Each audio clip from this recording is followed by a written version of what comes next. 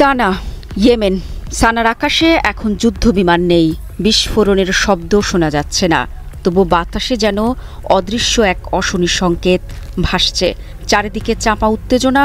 রাতের অন্ধকারে ইয়েমেনের আনসারুল্লাহ নেতা আব্দুল মালিক আল হুতি তার দাবার গুঁটি সাজাচ্ছেন।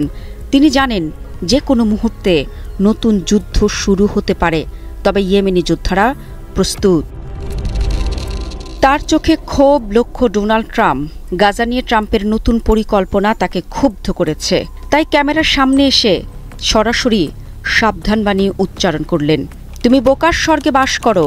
গাজার মানুষ যারা বোমার নিচেও মাথা নত করেনি, তারা কি তাদের মাতৃভূমি তোমার কাছে বিক্রি করবে? আমাদের আঙুল ট্রিগারে রয়েছে। যদি জায়নিস্ট শাসক গোষ্ঠী গাজার বিরুদ্ধে আরেকটি পদক্ষেপ নেয়, আমরা সঙ্গে সঙ্গে প্রতিক্রিয়া জানাবো। ডোনাল্ড ট্রাম্প সম্প্রতি গাজার ভবিষ্যৎ নিয়ে একটি বিতর্কিত পরিকল্পনার কথা বলেছেন। তার প্রশাসনের কৌশল হল গাজার জনগণকে জর্ডান বা মিশরের মতো দেশগুলোতে সরিয়ে দেওয়া, যেখানে তাদের পুনর্বাসন করা এবং গাজায় নতুন অবকাঠামো তৈরি করা। মূলত এটি এমন একটি পরিকল্পনা যেখানে ফিলিস্তিনিদের ঐতিহ্যবাহী ভূমি ইসরায়েলের দখলে চলে যাবে, আর বাস্তুচ্যুত ফিলিস্তিনিরা পরিণত হবে শরণার্থীতে। আব্দুল মালিক আল হুতি সরাসরি ট্রাম্পের এই পরিকল্পনার বিরোধিতা করেছেন। তিনি স্পষ্ট করে বলেছেন, গাজার জনগণ তাদের ভূমি ছাড়বে না। যদি ইসরায়েল ও যুক্তরাষ্ট্র তাদের বিতাড়িত করার চেষ্টা করে, তাহলে আমরা শক্ত প্রতিক্রিয়া দেখাব। আনসারুল্লাহর এই বক্তব্য শুধু রাজনৈতিক প্রতিক্রিয়া নয়, বরং সামরিক প্রস্তুতিরও ইঙ্গিত বহন করে। হুতিরা ইতোমধ্যে ইসরায়েলের বিরুদ্ধে কার্যকর প্রতিরোধ গড়ে তুলতে শুরু করেছে। বিশ্লেষকরা বলছেন, যদি গাজায় ইসরায়েল নতুন করে সামরিক অভিযান চালায়, তাহলে ইয়েমেন থেকে সৌদি আরব, সংযুক্ত আরব আমিরাত, এমনকি লোহিত সাগরে অবস্থানরত মার্কিন নৌবহরও হুতিদের হামলার লক্ষ্যবস্তু হতে পারে। হুতিদের এই হুঁশিয়ারির পর যুক্তরাষ্ট্র ইসরায়েল নতুন করে হিসেব নিকাশ করতে বাধ্য হচ্ছে। প্রশ্ন হচ্ছে, হুতিরা কি শুধু হুমকি দিচ্ছে, নাকি সত্যি ট্রিগার টানতে প্রস্তুত? মধ্যপ্রাচ্য এখন অপেক্ষা করছে পরবর্তী বিস্ফোরণের।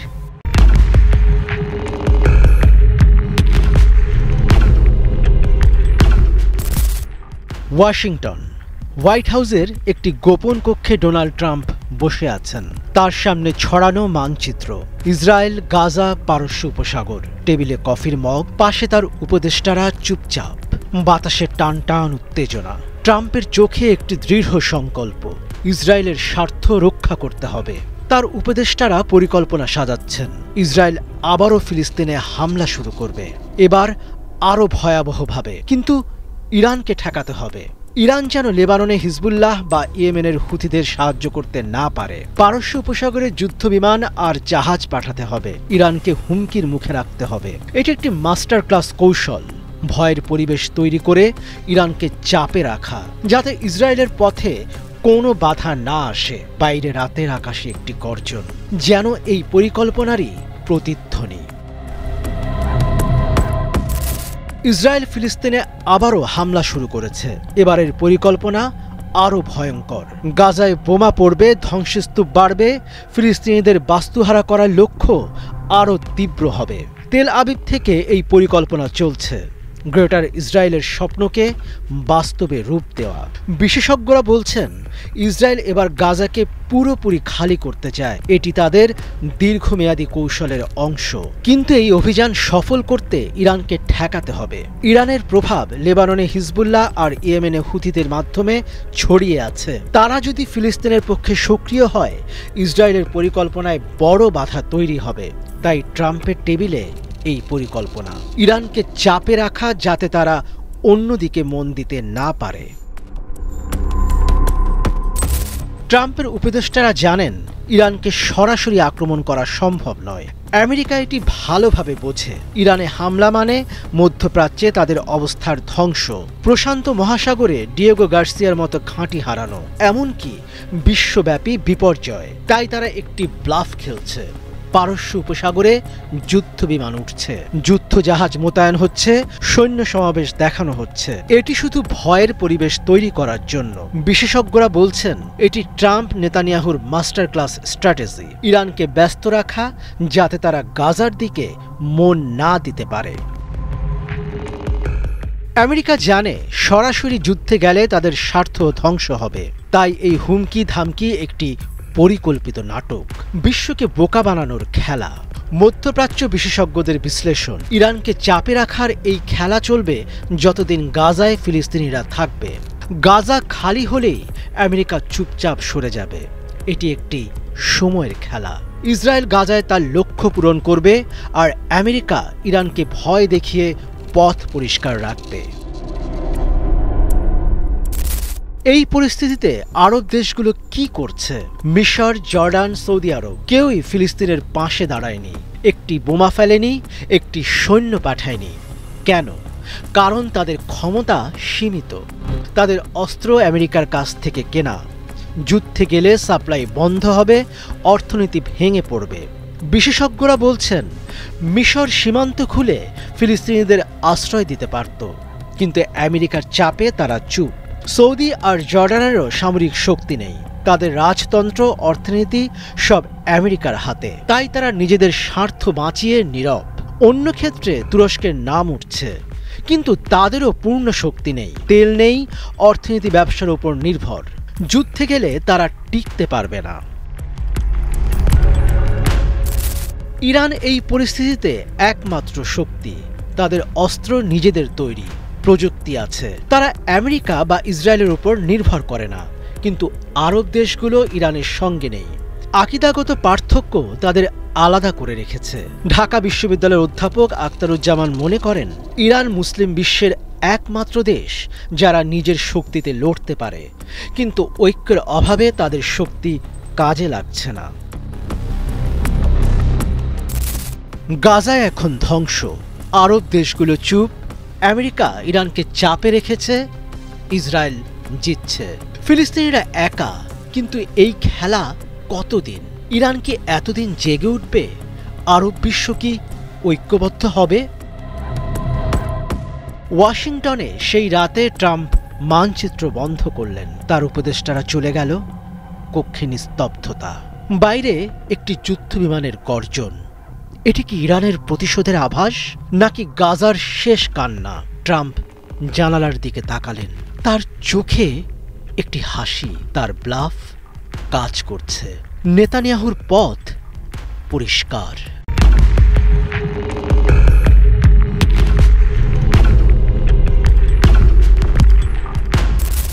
আকাশে পূর্ণিমার ম্লান আলো। হঠাৎ তেহরানের একটি গোপন সামরিক ঘাঁটিতে জ্বলে উঠল সাদা লাল সতর্কবার্তার আলো। নিস্তব্ধতা ভেঙে কমান্ড সেন্টারে বেজে উঠল ফোনের তীক্ষ্ণ আওয়াজ। ঘরের ভেতরে টেবিল ঘিরে বসা উচ্চপদস্থ কর্মকর্তাদের মুখ গম্ভীর, দৃষ্টি উদ্বিগ্ন। ফোন তুলে একজন কড়া কণ্ঠে আদেশ দিলেন, সমস্ত ক্ষেপণাস্ত্র বাহিনীকে সর্বোচ্চ সতর্কতায় আনো, এখনই। তারপরই শুরু হলো প্রচণ্ড তৎপরতা।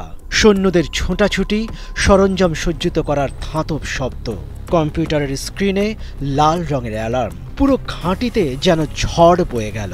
ইরানি বিপ্লবী গার্ড কর্পস আইআরজিসি সক্রিয় করে তুলল তাদের 13,500টি অত্যাধুনিক ব্যালিস্টিক ক্ষেপণাস্ত্র এবং পুরনো স্কাড, জেল জালের মতো ধ্বংসাত্মক অস্ত্রের বিশাল ভাণ্ডার, যার সংখ্যা 1 লক্ষ থেকে 3 লক্ষ পর্যন্ত অনুমান করা হয়। তেহরানের আকাশে যেন রক্তিম আভাস, একটি যুদ্ধের প্রলয়ঙ্কারী ছায়া ধীরে ধীরে ঘনীভূত হচ্ছে। বিপ্লবী গার্ড, ইরানের সর্বোচ্চ নেতা খামেনির প্রত্যক্ষ নিয়ন্ত্রণে থাকা এই বাহিনী মধ্যপ্রাচ্যের যে কোনো লক্ষ্যকে ধ্বংসস্তূপে পরিণত করতে সক্ষম। তাদের আধুনিক ক্ষেপণাস্ত্রগুলোর মধ্যে ফাতে 110 এবং শাহাব 3 সরাসরি ইউরোপ বা ইসরায়েলের হৃদয়ে আঘাত হানতে পারে। কিন্তু কেন এই মুহূর্তে সতর্কতা?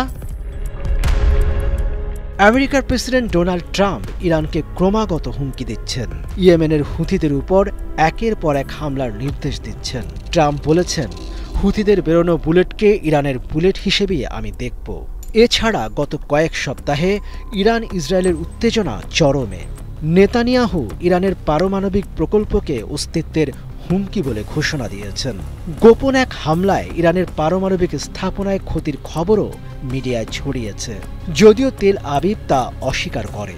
2018 সালে যুক্তরাষ্ট্রের পারমাণবিক চুক্তি থেকে সরে দাঁড়ানোর পর থেকেই ইরান পশ্চিম সম্পর্কের বরফ জমে আছে। ইরানের এই পদক্ষেপ মধ্যপ্রাচ্যের জটিল সমীকরণকে আরও অগ্ন্যুৎপাতের দিকে ঠেলে দিচ্ছে। মার্কিন যুক্তরাষ্ট্রের তরফ থেকে বলা হয়েছে, কঠিন জবাব দেওয়ার জন্য আমরা প্রস্তুত। ইসরায়েলের প্রতিরক্ষামন্ত্রী ইয়োভ গ্যালান্তের হুঁশিয়ারি, যে কোনো আগ্রাসনের জবাব হবে ধ্বংসাত্মক। অন্যদিকে জাতিসংঘ মহাসচিবের আবেদন, সংযমী একমাত্র পথ। সৌদি আরব নীরব নয়, তাদের ড্রোন ও স্যাটেলাইট চোখ রাখছে তেহরানের দিকে। তেহরানের পথে ঘাটে চাপা আতঙ্ক। এক কনিষ্ঠ সেনা কর্মকর্তা মুখে লড়াইয়ের প্রস্তুতির গাম্ভীর্য, বললেন, জীবনের বিনিময়ে দেশ রক্ষা করব। কিন্তু বাজারের দোকানদার জাভেদের কণ্ঠে হতাশা। যুদ্ধ মানেই বাড়িঘর ছেড়ে পালানো। আমরা কি 80-র ইরাক ইরান যুদ্ধের বিভীষিকা আবার দেখব? এক শিক্ষিকা, যিনি নাম গোপন রাখতে চান, বললেন, আমার শিশুরা স্কুলে যাচ্ছে, কিন্তু তাদের ভবিষ্যৎ কি অন্ধকার? সামরিক বিশেষজ্ঞ ডক্টর ফারহাদ আব্বাসের মন্তব্য, ইরান বার্তা দিচ্ছে, আমরা অপ্রতিরোধ্য। কিন্তু এই শক্তি প্রদর্শন যদি ভুল বোঝাবুঝিতে রূপ নেয়, পরিণতি হবে অকল্পনীয়। অপরদিকে রাজনৈতিক বিশ্লেষক নেগিন পারুস্তো সতর্ক করেছেন, মধ্যপ্রাচ্যের গতিপথ এখন এক সূক্ষ্ম দড়ির ওপর। সামান্য ঝাঁকুনি বিশ্ববাজারে তেলের দামকে $200 ঠেলে দিতে পারে। সামরিক ঘাঁটিতে এখনও চলছে ক্ষেপণাস্ত্রের টার্গেটিং সিস্টেম চেক। তেহরানের আকাশে সন্ধ্যা নামছে লাল কালো মেঘে ঢেকে। বিশ্বজুড়ে নিউজ চ্যানেল, কূটনৈতিক মহল, সামাজিক মাধ্যম সবাই একটাই প্রশ্নের উত্তর খুঁজছে, এই প্রস্তুতি কি কেবলই কূটনৈতিক চাপ তৈরি করার নাটক, নাকি আসন্ন ধ্বংসের মুখ বন্ধ? ইতিহাস সাক্ষী, যুদ্ধ কখনো সমাধান দেয়নি, বললেন তেহরান বিশ্ববিদ্যালয়ের অধ্যাপক রেজা ইয়াজদানি। কিন্তু ক্ষেপণাস্ত্রের নিশানা তো ইতিহাসের পাতায় আটকে থাকে না, সেটি তাক করে আছে ভবিষ্যতের দিকে। আজ রাতের তেহরানে রক্তিম সূর্যাস্তে যেন লুকিয়ে আছে ধ্বংসের ভোরের সম্ভাবনা।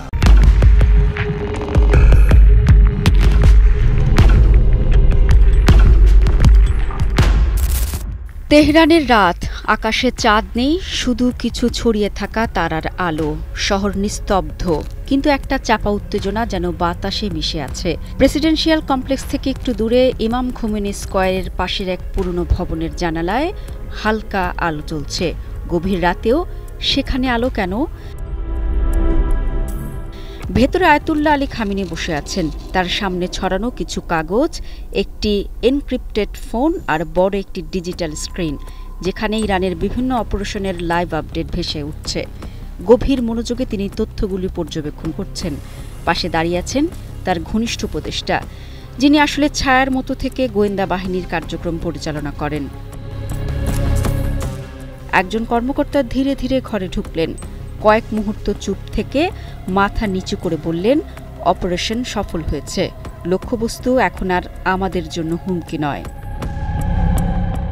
খামেনি গভীর শ্বাস নিলেন, মুখে তৃপ্তির ছায়া। তারপর ধীর কণ্ঠে বললেন, তোমরা ইতিহাসের পাতায় থাকবে না, কিন্তু তোমাদের কাজ ইতিহাস সৃষ্টি করবে। ইরানের শক্তিশালী গোয়েন্দা নেটওয়ার্কের কেন্দ্রবিন্দুতে রয়েছেন আয়াতুল্লাহ আলী খামেনি। ইন্টেলিজেন্সের গুরুত্বপূর্ণ অপারেশন তার অনুমোদন ছাড়া হয় না। তিনি সরাসরি প্রতিটি সিদ্ধান্তে হস্তক্ষেপ করেন না, কিন্তু তার নির্দেশেই গোটা ব্যবস্থাটি চলে। ইরানের গোয়েন্দা বাহিনী মূলত 3টি স্তরে কাজ করে। এটি ইরানের মূল গোয়েন্দা সংস্থা, যা দেশীয় ও আন্তর্জাতিক গোয়েন্দা কার্যক্রম পরিচালনা করে। MOIS এর দায়িত্ব বিদেশি গুপ্তচর বৃত্তি, শত্রুদের শনাক্ত করা, সন্ত্রাসবাদ মোকাবিলা এবং তথ্য সংগ্রহ করা। IRGS এর গোয়েন্দা ইউনিট মূলত সামরিক ও কৌশলগত গোয়েন্দা কার্যক্রমের উপর নজরদারি চালায়। এই সংস্থার সদস্যরা ইরানের প্রক্সি গোষ্ঠীগুলির সঙ্গে সমন্বয় করে এবং বিদেশি শক্তির বিরুদ্ধে তথ্য সংগ্রহ করে। এটি বিশেষত বিদেশে অভিযান চালানোর জন্য গঠিত একটি শক্তিশালী শাখা। এই ইউনিট হিজবুল্লাহ, হামাস এবং হুতি বিদ্রোহীদের সঙ্গে কাজ করে এবং মধ্যপ্রাচ্যে ইরানের প্রভাব বজায় রাখতে বড় ভূমিকা রাখে। গল্পের শুরুটা সহজ নয়। কেউ চাইলে ইরানের গোয়েন্দা সংস্থায় যোগ দিতে পারে না। এটি কোনো সাধারণ সরকারি চাকরি নয়। এখানে যোগ দেওয়া মানে নিজের অস্তিত্বকে ছায়ায় বিলীন করে দেওয়া। একজন নতুন গোয়েন্দা সদস্য হওয়ার জন্য প্রয়োজন কঠোর প্রশিক্ষণ, তীক্ষ্ণ বুদ্ধিমত্তা এবং সর্বোপরি ইসলামী বিপ্লবের প্রতি অবিচল আনুগত্য। যারা এজেন্ট হিসেবে নির্বাচিত হন তারা সাধারণ মানুষের মতো জীবনযাপন করেন, কিন্তু তাদের মূল পরিচয় কেউ জানতে পারে না। একজন ইরানি গোয়েন্দা হতে হলে যেসব গুণ থাকা আবশ্যক: আদর্শিক বিশ্বাস। নতুন সদস্যদের কেবল প্রশিক্ষণে দেওয়া হয় না, তাদের ব্রেইন ওয়াশও করা হয় যাতে তারা দেশপ্রেম এবং ইসলামী বিপ্লবের প্রতি একনিষ্ঠ থাকে। গোপনীয়তা রক্ষা। একবার যদি কেউ এই সংস্থায় যোগ দেয়, তার জীবন আর আগের মতো থাকে না। পরিবারের সঙ্গেও সে নিজের প্রকৃত কাজের কথা বলতে পারে না। বিদেশি ভাষায় দক্ষতা। আন্তর্জাতিক পর্যায়ে কাজ করার জন্য এজেন্টদের ইংরেজি, আরবি, ফরাসি এমনকি হিব্রু ভাষায়ও দক্ষতা অর্জন করতে হয়। মৌলিক প্রশিক্ষণ। সাইবার গোয়েন্দাবৃত্তি, মনস্তাত্ত্বিক বিশ্লেষণ, শত্রুর গতিবিধি পর্যবেক্ষণ এবং যুদ্ধ কৌশল শেখানো হয়। পশ্চিমা বিশ্ব বারবার ইরানকে নিয়ন্ত্রণ করার চেষ্টা করেছে, কিন্তু তারা জানে না ইরানের গোয়েন্দা সংস্থা তাদের ভেতরে ঢুকে গেছে বহু আগেই। যুক্তরাষ্ট্রের প্রতিরক্ষা দফতরের উচ্চপদস্থ কর্মকর্তা আফশিন আসাদি 2018 সালে ধরা পড়ে, যখন জানা যায় যে তিনি আসলে ইরানের MI6-এর এক গুপ্তচর। 2019 সালে ব্রিটেনে গ্রেফতার হয় একজন সিনিয়র ইরানের ডাবল এজেন্ট, যে ব্রিটিশ সামরিক গবেষণাগার থেকে গোপন তথ্য চুরি করেছিল। জার্মানি, ফ্রান্স এবং ইতালিতে একাধিক ইরানি গোয়েন্দা কাজ করছে বলে বারবার অভিযোগ উঠেছে। ইরান পশ্চিমাদের সাথে শুধু যুদ্ধ করে না, তাদের মধ্যে প্রবেশ করে তাদের মন পড়তে শিখে এবং প্রয়োজন হলে সে তথ্য ব্যবহার করে নিজের স্বার্থ রক্ষা করে। এ ছায়াযুদ্ধের কারণে ইরানকে বলা হয় একটি দেশ নয়, এক বিশাল গোপন নেটওয়ার্ক। তেহরানের রাত আরও গভীর হয়েছে। বাতাসে হালকা ঠান্ডা, আকাশে কিছু মেঘ জমেছে। খামেনি জানালার পাশে দাঁড়িয়ে আছেন, দূরের আলোগুলোর দিকে তাকিয়ে। তার সামনে রাখা একটি ফাইল ইসরায়েলের এক শীর্ষ গোয়েন্দার সাম্প্রতিক কার্যক্রমের প্রতিবেদন।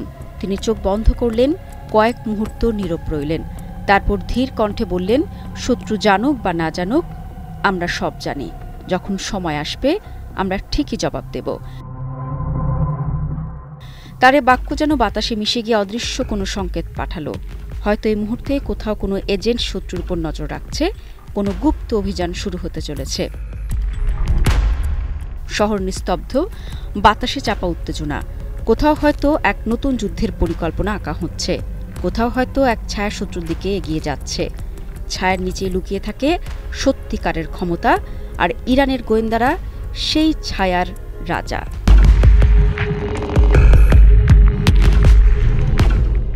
তেহরানের আকাশে সন্ধ্যা নামছে, বাতাসে চাপা উত্তেজনা। রাজধানীর কেন্দ্রীয় অর্থনৈতিক কার্যালয়ে গুঞ্জন ছড়িয়ে পড়েছে, ইরান নতুন বিশাল তেলক্ষেত্রের সন্ধান পেয়েছে। রাষ্ট্রীয় সংবাদ সংস্থা সানার প্রতিবেদনে জানানো হয়েছে, ইরানের জাতীয় তেল কোম্পানি NIOC আনুষ্ঠানিকভাবে ঘোষণা দিয়েছে দেশের অভ্যন্তরে অপরিশোধিত তেলক্ষেত্র পাওয়া গেছে, যার মজুদ প্রায় 20 বিলিয়ন ব্যারেল। এই ঘোষণার অর্থনৈতিক ও কৌশলগত তাৎপর্য বিশাল। এই আবিষ্কার ইরানের ভবিষ্যৎ জ্বালানি নিরাপত্তাকে আরও দৃঢ় করবে এবং মধ্যপ্রাচ্যের তেল রাজনীতিতে এক নতুন সমীকরণ তৈরি করবে। তবে সঙ্গে সঙ্গে প্রশ্ন উঠেছে, এই সম্পদ ইরান কতটা ব্যবহার করতে পারবে। যুক্তরাষ্ট্রের কঠোর নিষেধাজ্ঞার কারণে এই তেল বাণিজ্যিকভাবে কাজে লাগানো আদৌ সম্ভব হবে কিনা, সেটাই এখন বড় প্রশ্ন। বিশ্লেষকদের মতে নতুন তেলের মজুদের বর্তমান বাজার মূল্য প্রায় $346 বিলিয়ন। কিন্তু এই সম্পদ ব্যবহার করতে গেলে ইরানকে যে কঠিন চ্যালেঞ্জের মুখোমুখি হতে হবে তা অস্বীকার করার উপায় নেই। মার্কিন নিষেধাজ্ঞার কারণে ইরানের তেল রফতানি ইতোমধ্যে ব্যাপকভাবে সীমিত হয়ে গেছে। NIOC-এর অনুসন্ধান বিভাগের প্রধান মহিউদ্দিন জাফরি জানিয়েছেন, তেলের মজুদ এমন সব অঞ্চলে পাওয়া গেছে যা আগে অজানা ছিল। তবে তিনি এর সুনির্দিষ্ট অবস্থান প্রকাশ করতে রাজি হননি। এই তেল অনিয়মিত বা আনকনভেনশনাল ওয়েল বলে উল্লেখ করা হয়েছে, যা সম্ভবত শেল ওয়েল। 2017 সালে ইরান প্রথমবার শেল তেলের সন্ধান পেয়েছিল লোরিস্তান প্রদেশের গালিকু পর্বতের কাছে। নতুন সন্ধান পাওয়া তেলের প্রকৃতি নিয়ে প্রশ্ন উঠলেও ইরান দাবি করছে তারা ইতোমধ্যে এ ধরনের তেল নিষ্কাশনের জন্য দেশীয় প্রযুক্তি তৈরি করেছে। ইরানের জ্বালানি মন্ত্রণালয়ের তথ্য অনুযায়ী তারা ইতোমধ্যে শেল ওয়েল নিষ্কাশনের জন্য নিজস্ব প্রযুক্তি ব্যবহার করে পাইলট প্রকল্প পরিচালনা করেছে। শেল তেল নিষ্কাশনের জন্য প্রয়োজন হাইড্রোলিক ফ্র্যাকচারিং প্রযুক্তি, যা সাধারণত পশ্চিমা কোম্পানিগুলোর উপর নির্ভরশীল।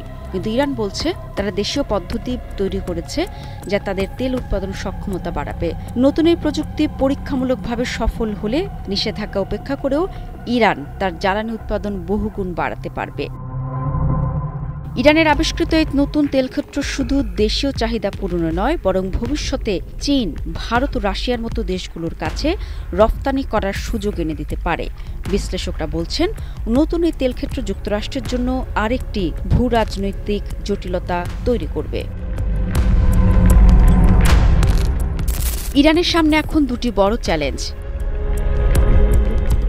মার্কিন নিষেধাজ্ঞার ফলে ইরান বিশ্বের প্রধান অর্থনৈতিক শক্তিগুলোর সঙ্গে তেল বাণিজ্য করতে পারছে না। বিশেষ করে সুইফট আন্তর্জাতিক ব্যাংকিং ব্যবস্থায় ইরানকে কার্যকরভাবে বিচ্ছিন্ন করে রাখা হয়েছে, যা তাদের জন্য বৈদেশিক বিনিয়োগ এবং লেনদেন কঠিন করে তুলেছে। শেল তেল উত্তোলনের জন্য অত্যাধুনিক প্রযুক্তির প্রয়োজন হয়, যা সাধারণত পশ্চিমা দেশগুলোর কাছে রয়েছে। ইরান যদি নিজস্ব প্রযুক্তি যথেষ্ট দক্ষতার সঙ্গে প্রয়োগ করতে পারে, তবে তারা নিষেধাজ্ঞা এড়িয়ে শেল তেল উত্তোলন সক্ষমতা অর্জন করতে পারবে। নতুন তেলের সন্ধান মধ্যপ্রাচ্যের জ্বালানি রাজনীতিতে বিরাট পরিবর্তন আনতে পারে। বিশেষজ্ঞদের মতে, ইরান যদি এই তেল উত্তোলন শুরু করে, তবে তারা সৌদি আরব ও সংযুক্ত আরব আমিরাতের সঙ্গে প্রতিযোগিতায় নামতে পারবে। চীন ও ভারত যদি ইরানের সঙ্গে সরাসরি তেল কেনার চুক্তি করে, তবে এটি মার্কিন নিষেধাজ্ঞার কার্যকারিতা হ্রাস করবে। রাশিয়া ও ইরানের মধ্যে জ্বালানি সহযোগিতা আরও বাড়বে, কারণ উভয় দেশই পশ্চিমাদের নিষেধাজ্ঞার শিকার। তেহরানের অর্থনৈতিক অঞ্চলে আলো এখনও জ্বলছে। সরকারি ভবনগুলোর কাঁচের জানালার ওপাশে আলো আঁধারির মাঝে নীরব বৈঠক চলছে। বিশ্লেষকরা টেবিলে ছড়িয়ে রেখেছেন নথিপত্র, তেলক্ষেত্রের মানচিত্র আর বাজারের সম্ভাবনার চিত্র। এই আলোচনার মাঝেই দূর থেকে আজানের ধ্বনি ভেসে এলো। রাতের আকাশে ছড়িয়ে থাকা তারাগুলো যেন নীরব দর্শকের মতো তাকিয়ে আছে। রাস্তায় এক বৃদ্ধ তার দোকানের শাটার নামানোর আগে আকাশের দিকে তাকিয়ে ফিসফিস করে বললেন, এত তেল থাকার পরও যদি আমরা নিজেরাই বঞ্চিত থাকি, তাহলে শক্তি থাকার কি মানে? তেহরানের আকাশ তখনও চুপচাপ, কিন্তু বাস্তবতার মাটিতে ইরান যেন এক উত্তপ্ত দাবার ছকে আটকে আছে। $346 বিলিয়ন মূল্যমানের নতুন তেল ক্ষেত্র কি ইরানের নয়া উত্থানের কারণ হবে, নাকি আরও কঠোর নিষেধাজ্ঞার অন্ধকারে ঠেলে দেবে?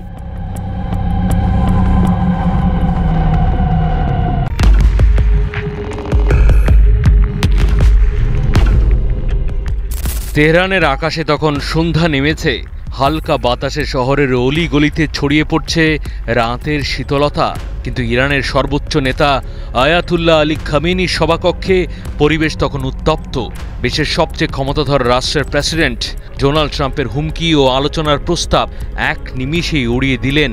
দৃঢ় গলায় খামেনি বললেন, ইরান হুমকির মুখে মাথা নত করে না। আমাদের নীতি পরিষ্কার, অন্যায়ের কাছে বশ্যতা স্বীকার নয়। ইরানের রাষ্ট্রীয় টেলিভিশনের সরাসরি প্রচারিত বক্তব্যে খামেনির কণ্ঠ ছিল শান্ত কিন্তু দৃঢ়, যার প্রতিটি শব্দ যেন এক একটি বুলেটের মতো বিঁধছে ট্রাম্পের কথার দেয়ালে। মাত্র একদিন আগে যুক্তরাষ্ট্রের প্রেসিডেন্ট ডোনাল্ড ট্রাম্প ফক্স বিজনেসকে দেওয়া এক সাক্ষাৎকারে স্পষ্ট বলেছিলেন, ইরানের সামনে দুটো পথ, হয় শান্তিপূর্ণ আলোচনা, না হয় সামরিক ব্যবস্থা। ট্রাম্পের এই কঠোর বার্তার মুখে বিশ্বের চোখ ছিল আয়াতুল্লাহ খামেনির দিকে। কিন্তু খামেনি কোনো ধরনের দ্বিধা না দেখিয়ে সরাসরি প্রত্যাখ্যান করলেন মার্কিন প্রস্তাব। তিনি স্পষ্ট ভাষায় জানালেন, বুলিং করে বা ভয় দেখিয়ে ইরানকে আলোচনার টেবিলে বসানো যাবে না। এমন প্রস্তাবের মাধ্যমে যুক্তরাষ্ট্র ইরানের ঘাড়ে নতুন দাবি চাপিয়ে দিতে চায়। ইরান তা কখনোই মানবে না। আয়াতুল্লাহ খামেনি ইরানের জনগণের কাছে শুধু রাজনৈতিক নেতা নন, তিনি ইরানের জাতীয় আত্মমর্যাদারও প্রতীক। ট্রাম্প প্রশাসনের অর্থনৈতিক নিষেধাজ্ঞা, সর্বোচ্চ চাপ এবং সামরিক হুমকির মুখে তার এই দৃঢ় অবস্থান ইরানের সাধারণ মানুষের মনেও নতুন সাহসের জন্ম দিয়েছে। রাষ্ট্রীয় গণমাধ্যমে খামেনির বক্তব্য ব্যাপকভাবে প্রচারিত হচ্ছে। দেশের মানুষের মধ্যে এখন স্পষ্ট অনুভূতি, তারা একজন শক্তিশালী নেতার নেতৃত্বে এগিয়ে যাচ্ছে, যিনি যুক্তরাষ্ট্রের মতো পরাশক্তির হুমকিকেও ভয় পান না। মার্কিন জাতীয় নিরাপত্তা পরিষদের মুখপাত্র ব্রায়ান হিউজ ট্রাম্পের কথাগুলো আবারও পুনর্ব্যক্ত করেছেন।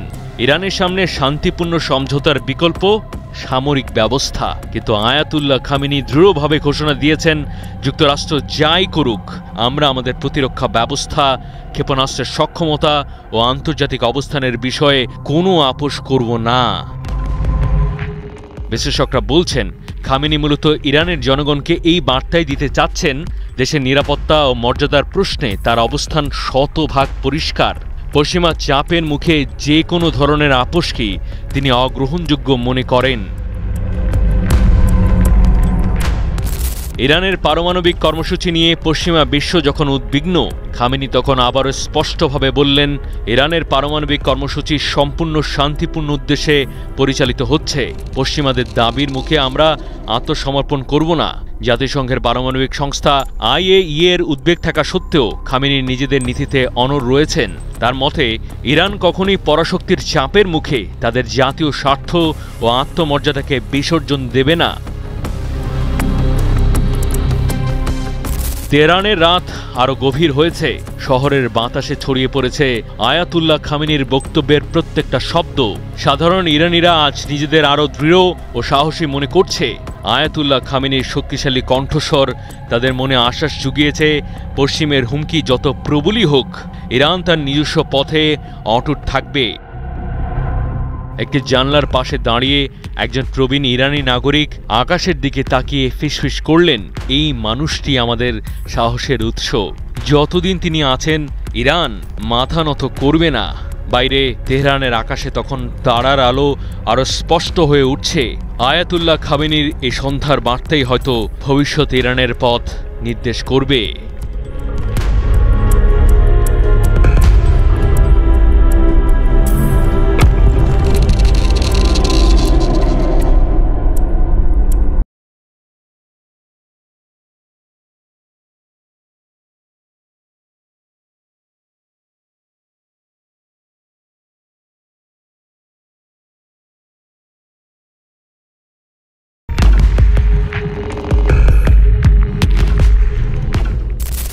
সকালটা অন্য যে কোনো দিনের মতোই ছিল, কিন্তু আজকের বাতাসে একটা অদৃশ্য চাপা উত্তেজনা।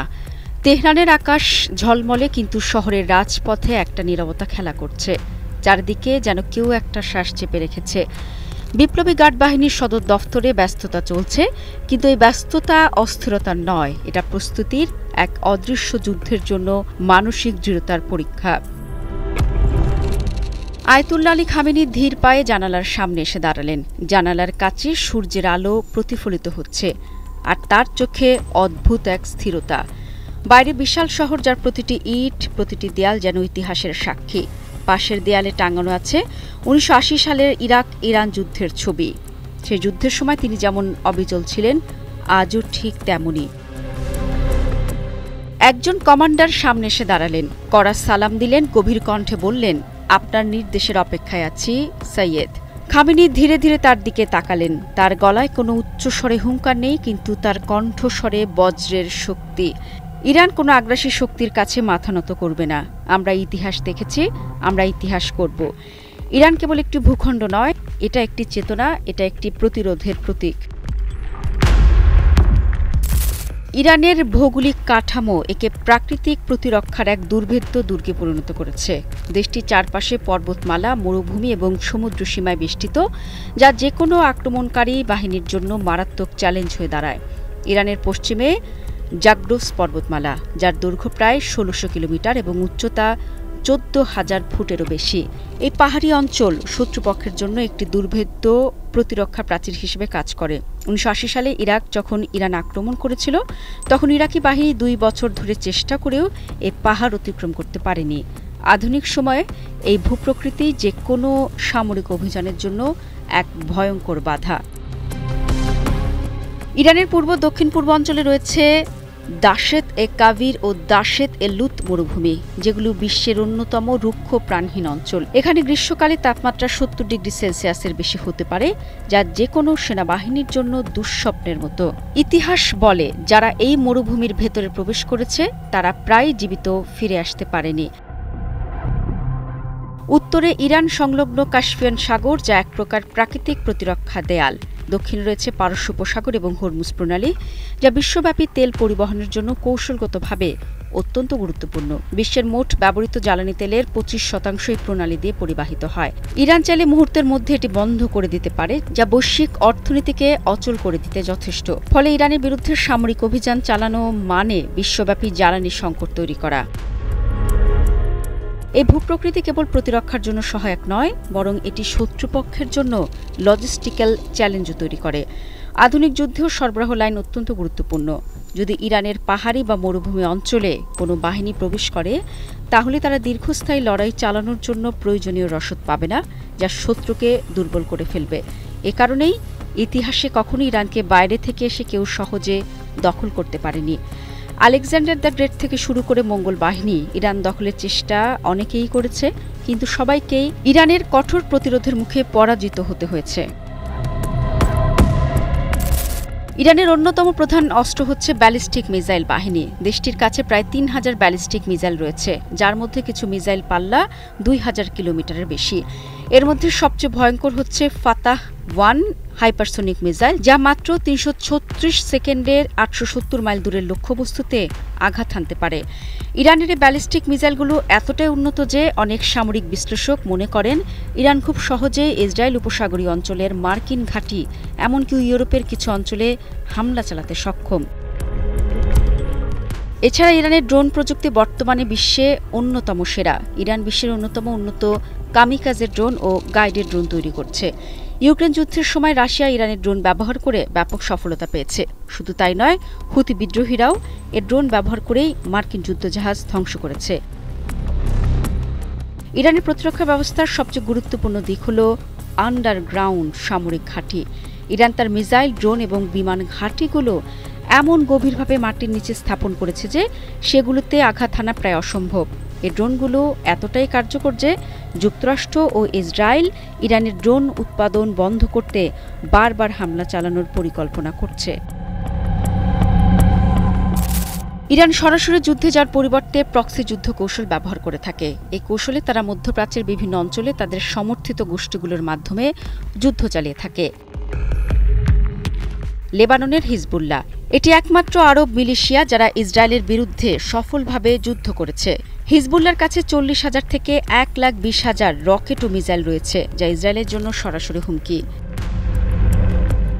ফিলিস্তিনের হামাস গাজা ইসরায়েলের বিরুদ্ধে প্রতিরোধ যুদ্ধে ইরানের সরাসরি সহায়তা রয়েছে। ইয়েমেনের হুতি বিদ্রোহীরা এ গোষ্ঠী রেড সি অঞ্চলে মার্কিন ও পশ্চিমা জাহাজের জন্য বড় হুমকি। সিরিয়া ও ইরাকের মিলিশিয়া বাহিনী ইরানের নির্দেশে যুক্তরাষ্ট্রের সামরিক ঘাঁটিতে হামলা চালাতে প্রস্তুত। এই বাহিনীগুলি যুদ্ধের সময় ইরানের জন্য এক অতিরিক্ত প্রতিরক্ষা দেয়াল তৈরি করে। ফলে পশ্চিমারা যদি ইরান আক্রমণ করে, তাহলে পুরো মধ্যপ্রাচ্য জুড়ে নতুন যুদ্ধের আগুন জ্বলে উঠবে। ইরান কখনোই আনুষ্ঠানিকভাবে স্বীকার করেনি যে তারা পারমাণবিক অস্ত্র তৈরির পথে রয়েছে। তবে সামরিক বিশ্লেষকরা বলছেন ইরানের ইউরেনিয়াম সমৃদ্ধকরণের মাত্রা এরই মধ্যে 60% অতিক্রম করেছে, যা পারমাণবিক অস্ত্র তৈরির জন্য প্রাথমিক ধাপ। মার্কিন গোয়েন্দা সংস্থাগুলো বলছে ইরান চাইলে মাত্র কয়েক সপ্তাহের মধ্যেই পারমাণবিক অস্ত্র তৈরি করতে পারে। ইসরায়েল এরই মধ্যে ঘোষণা করেছে ইরান পারমাণবিক অস্ত্র তৈরি করলে আমরা তা ধ্বংস করব। তবে বাস্তবতা হলো ইরানের পরমাণু স্থাপনাগুলো এত গভীরে অবস্থিত যে সেগুলো ধ্বংস করা প্রায় অসম্ভব। খামেনি বহুবার বলেছেন, আমরা পারমাণবিক অস্ত্র চাই না, তবে আমরা আত্মরক্ষার জন্য যে কোনো পদ্ধতি অবলম্বন করব। তেহরানের ব্যস্ত সড়কগুলো ধীরে ধীরে প্রাণ ফিরে পাচ্ছে, কিন্তু কূটনৈতিক মহলে একটাই প্রশ্ন ঘুরপাক খাচ্ছে, পশ্চিমা বিশ্ব কি ইরানকে সামরিকভাবে দখল করতে পারবে? ইতিহাস বলে ইরান দখলের স্বপ্ন দেখেছে অনেক সাম্রাজ্য, আলেকজান্ডার থেকে চেঙ্গিস খান, কিন্তু কেউই সফল হয়নি। বিশ্বের সামরিক বিশ্লেষকরা বলছেন ইরানকে দখল করা শুধু কঠিন নয়, প্রায় অসম্ভব। কারণ এ দেশ একদিকে প্রাকৃতিক দুর্গ, অন্যদিকে এক আত্মমর্যাদাশীল জাতির প্রতিরূপ। পাহাড়, মরুভূমি, সমুদ্র সব মিলিয়ে ইরান যেন এক অজয় দুর্গ, যার প্রতিটা ইঞ্চি আগ্রাসীদের জন্য বিভীষিকা হয়ে দাঁড়াবে। খামেনি চোখ বড় করলেন, মৃদুস্বরে বললেন, যুদ্ধ যদি আসে আমরা প্রতিরোধ করব। আমাদের শিকড় অনেক গভীরে পোতা। ইনশাল্লাহ আমাদের গৌরব ইতিহাসে সব সময় লেখা থাকবে। এমন সময় একজন বৃদ্ধ মুয়াজ্জিন আজানের ধ্বনি তুললেন, যেন আকাশের আনাচে কানাচে ছড়িয়ে যাচ্ছে প্রতিরোধের বার্তা।